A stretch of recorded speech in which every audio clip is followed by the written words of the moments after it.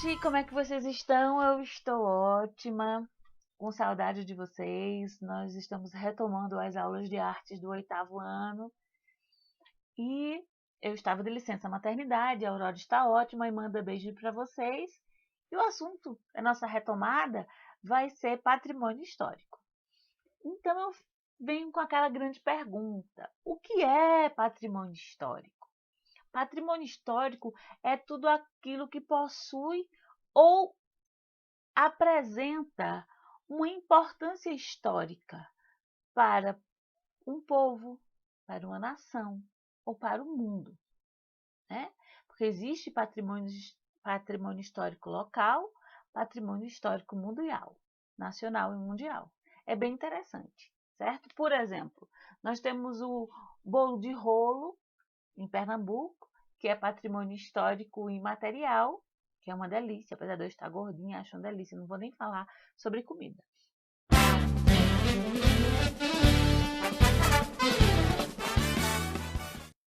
Bem, gente, mesmo já tendo dado um conceito sobre patrimônio cultural mais popular a vocês, eu gostaria de ler o que a Constituição fala sobre isso. Então, no artigo 216 da Constituição Federal, diz o seguinte: constitui patrimônio cultural brasileiro os bens de natureza material e imaterial, tomados individualmente ou em conjunto, portadores de referência à identidade, à ação, à memória dos diferentes grupos formadores da sociedade brasileira, nos quais se inclui, primeiro, as formas de expressão, segundo, os modos de criar, fazer e viver, terceiro, as criações científicas, artísticas e tecnológicas. Quarto, as obras, objetos, documentos, edificações e demais espaços destinados às manifestações artísticos culturais. E o quinto diz o seguinte: os conjuntos urbanos e sítios de valores históricos, paisagísticos, artísticos, arqueológicos, paleontológicos, ecológicos e científicos. É bem interessante, porque nessa primeira, as formas de expressão, aí nós temos as manifestações artísticas, as danças populares, as canções, né? No segundo, os modos de criar e fazer, a gente tem como exemplo o queijo de Minas, né? E o rocambole pernambucano. São patrimônio histórico, cultural brasileiro, os dois. Quando entramos em contato com objetos, construções, celebrações ou lugares que fazem parte de nossas vidas em algum momento do passado ou fizeram parte, podemos nos recordar de diversos eventos, sentimentos e pessoas. Eles estão relacionados à nossa memória, né? O patrimônio histórico-cultural faz parte da vida das pessoas de uma maneira tão profunda que algumas vezes elas não conseguem nem mesmo dizer o quanto ele é importante e por quê. Mas caso elas o perdessem, sentiria sua falta, como por exemplo a paisagem do lugar da infância, o jeito de preparar de uma comida, uma dança, uma música, uma brincadeira. De fato, né, é muito difícil perder coisas tão importantes. Eu acredito que perceberíamos com facilidade, né?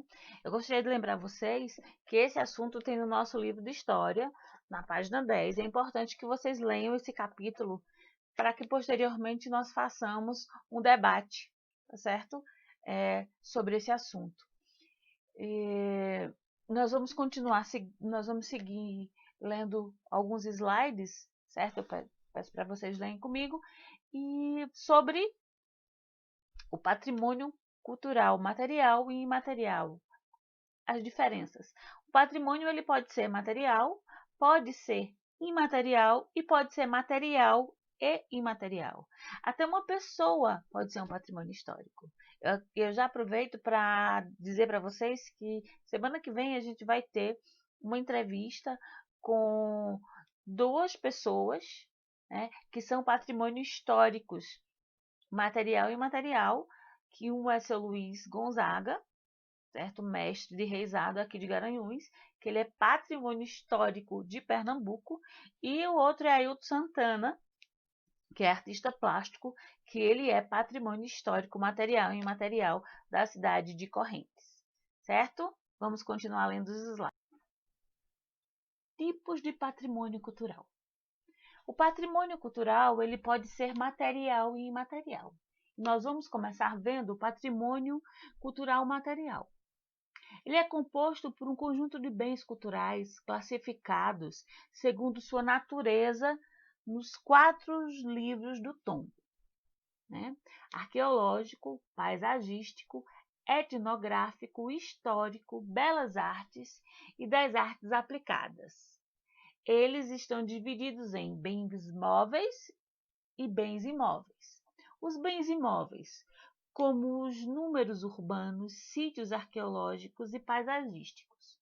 E os móveis, como coleções arqueológicas, acervos museológicos, documentais, bibliográficos, arquivísticos, videográficos, fotográficos e cinematográficos. Vamos trocar em miúdos tudo isso, certo? Os bens imóveis, tá certo?